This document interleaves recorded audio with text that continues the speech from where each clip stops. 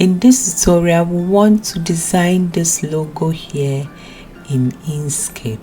I'm using Inkscape 1.0. So I'll start by going for my rectangle and square tool, and then I go to Shift Control, and then I try to draw a square. Now let's give the square this color here. Let's already try to give it this color here.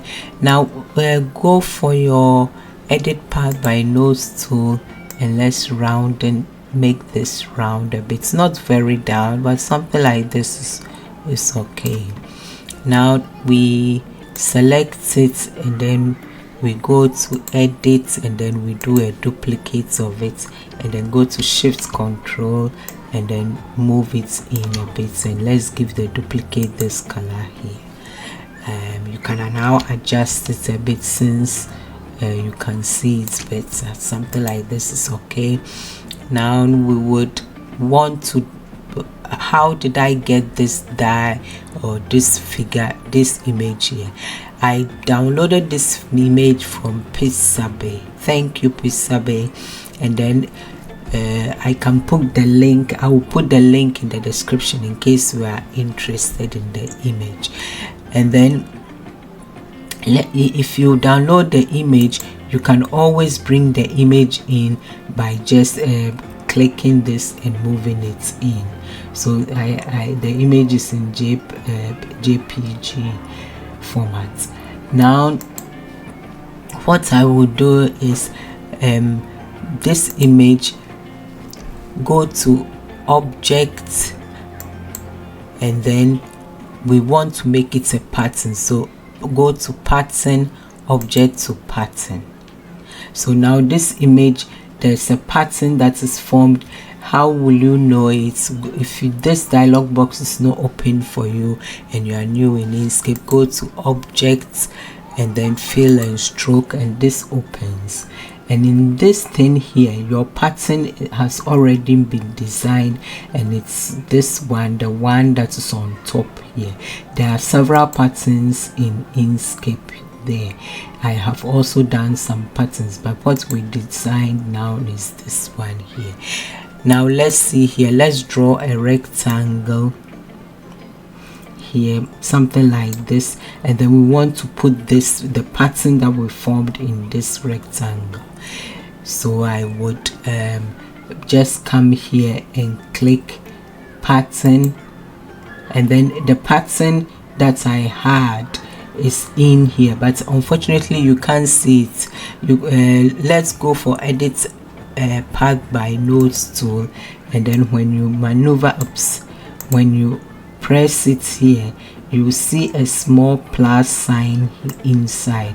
You can move it, until you can see your image more or less. I'll move my image here with the pattern.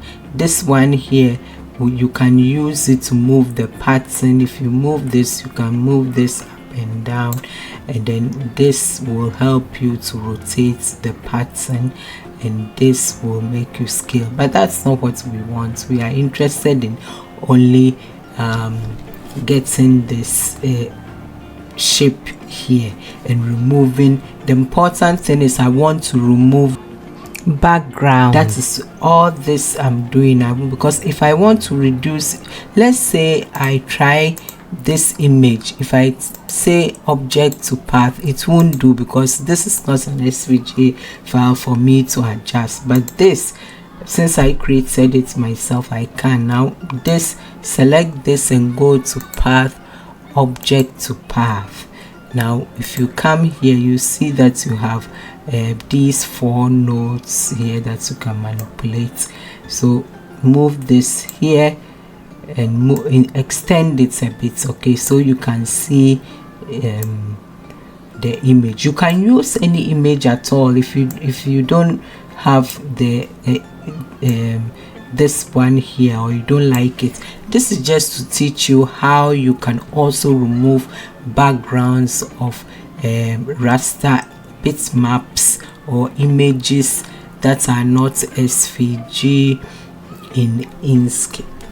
So you can do it by cutting sometimes, by cutting, and this is another form of doing it. Now we have, let's look at what we have here. We have something that if you look at it in the 2D plane, you see that it's something like it has it looks like a polygon. So we have a polygon that has 6 sides, 1 2 3 4 5 6 7. This we don't need because it's inside it. So we have, now we have 4 points here. We have 6 edges, so I would want to or 6 nodes or 6 corners. So I would like to introduce 6 points, nodes here, so I can move each one to a corner here. So I move this here, move this one here, move this here. I mean, it's not, we are not interested in getting it rounded or something. I just need this thing. So move this here, and then move this here, and then I would move this somewhere there. It depends on, if you are not using this image that I've provided, you are using any other image, then you have to introduce, in case yours is an image that needs has a lot of curves at the corner. Here I'm ignoring these curves, but if you need it, you can just introduce nodes by just double clicking and putting nodes there, and then it can help you to adjust things nicely. Okay, so now I'm satisfied with this more or less, and then I go here, and then let's make it small. So I go to Shift Control, and then I make it a bit smaller like this. Something like this I think is okay. If you are not satisfied, I see that there's some thing here. I can move this a bit just to adjust it. You know, you can adjust it to suit your needs. Okay, now with this done, I've more or less removed the boundary that I don't need. Now we go for our circle tool, and then we are going to draw. Let's choose a different, let me change, deselect from it, and first choose a different color because we have yellow and I'm going to draw in it. So I would go for my circle tool, and then I go to Shift Control and draw something like this is okay. Okay, now this, and then do a duplicate of this.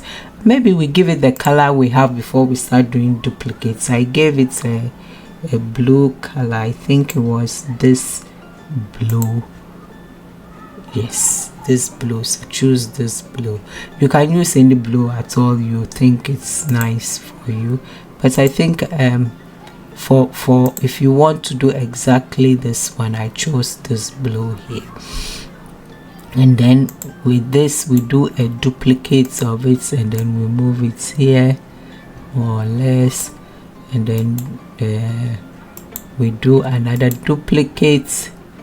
Right click, duplicate. You can also do a duplicate by going to edit and duplicate, and then we come here, and then we do another duplicate, and then we bring this here more or less. Just we can arrange it nicely, and then we bring this in here, and then we scale it, Shift Control, and then scale it to a point somewhere like this. Now let's see here, maybe we put our snapping on, go to enable snapping, and then what we'll need is the snap centers of the object, so that the yellow one, we are sure it snaps to the center, and this also I want it to snap to the center more or less. And this you can also arrange it such that it's symmetric. You can also align it a bit if you want. But if you place something like this, I think this works okay.